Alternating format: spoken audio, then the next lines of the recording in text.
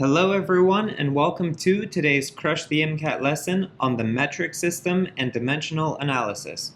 The metric system is a standardized system of units, derived units, and prefixes which we'll go through together now. The first table we see here is all of the SI units you should be familiar with. I have these units organized by what they describe, like mass, and the name of the unit, like kilogram. So you should be familiar with what all of these units are. Kilogram, liter, meter, second, coulomb, Kelvin, and mole. A liter technically isn't an SI unit because it's actually equal to 1,000th of a meter cubed, but for MCAT purposes, you can basically treat it like an SI unit. This next table is showing common SI unit combinations or SI derived units. We can see velocity and acceleration, you should absolutely be familiar with those, and density down here as well. The SI derived units on this table are Newton, which is for force, Joule, which is for energy or work, Pascal, which is for pressure, Ampere, which actually is considered sometimes to be an SI unit, despite being coulombs per second, voltage, Hertz, which is frequency, and molarity, which is concentration. You should be familiar with all of these. And there are more SI unit combinations which you should know,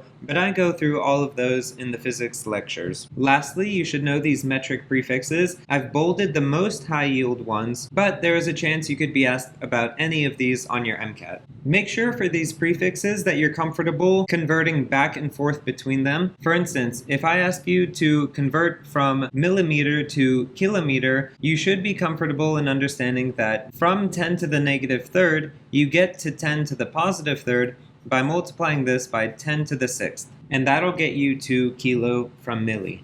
Next up, dimensional analysis is the analysis and tracking of units. You can treat units like variables when you're doing math. For instance, meters can multiply together to give you meters squared, and you can also divide and cancel out units, like meter seconds divided by seconds just makes meters. Some questions are pure dimensional analysis questions using SI units and SI derived units. Other questions can be solved using dimensional analysis when you don't know the exact formula to use. Let's take a look at examples of those now. A biomedical sensor delivers 12 joules of energy to a tissue over the course of 3 seconds by transferring charge across a resistor. If the total charge transferred is 4 coulombs, what is the voltage applied? Now initially you may think that you need an equation to solve this question. However, you can solve this question without knowing any equations simply by knowing what units are being used. On the right, I've included parts of the tables we were just looking at with the relevant units for this question. Let's write out our conversion table now to begin solving this question. So the question is asking us what is the voltage applied, which means that the units we're looking for are units of volts, or kilogram meters squared over coulombs times seconds squared. Well, let's see what we can work with to get to voltage. The question gives us 12 joules, 3 seconds, and 4 coulombs. Starting off by writing with joules, we can write 12 kilograms times meter squared over second squared.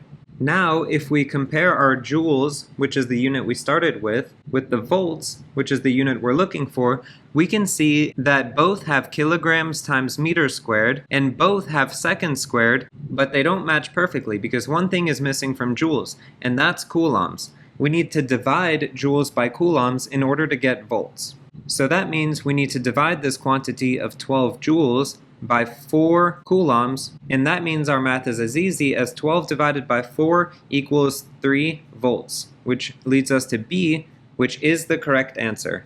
Notice, we didn't need to know any equations here, and we were actually given this distractor term of 3 seconds, which we ended up not using.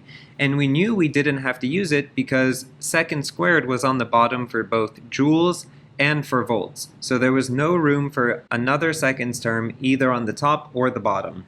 Taking a look at another example, a laboratory experiment involves a piston compressing a gas within a cylinder. The piston applies a constant force of 150 newtons over a distance of 0.25 meters, reducing the volume of the gas. If the cross-sectional area of the piston is 0.05 meters squared, what is the pressure exerted on the gas during this compression? Again, you don't need to know any formula to solve this question, as long as you know the units well. I've pulled out the relevant units again from our tables on the right-hand side here. Let's take a look at the terms we were given. 150 newtons, a distance of 0.25, a cross-sectional area of 0.05 meters squared, and then the term we're looking for is in pascals. So let's write out our conversion table again.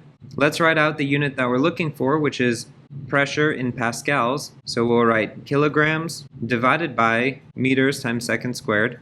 And we're starting off with force, 150 newtons, or kilograms times meters over seconds squared. Well, what's the difference between newtons and pascals? We can see here kilograms are both on the top, meters is on the top for newtons, but on the bottom for pascals, and then seconds squared is on the bottom for both terms. So we need to bring the meter up top to the bottom, and we can do this by dividing by meter twice. So we need to divide by meters squared. Looking at our question for a meter squared term, we can see our 0.05. Solving for our final answer, we need to divide 150 by 0.05, but looking at our answer choices, we can see all the base numbers are different. 15 here, 30 here, 60, and 75. We don't need to worry about the scientific notation or the decimals at all. Because all of the base numbers in the answers are different, all we need to do is divide 15 by 5. 15 by 5 is 3, which means our final answer is B, 3000 pascals. So we can write 3 here if we'd like, or we can write the 3000. And B is the correct answer. In case this is the first time you've seen MCAT math done like this, I highly recommend you watch my videos on the conversion table and fractions, as well as estimation and rounding, so that you can make your MCAT math as efficient as possible. And that concludes our lesson on the metric system and dimensional analysis.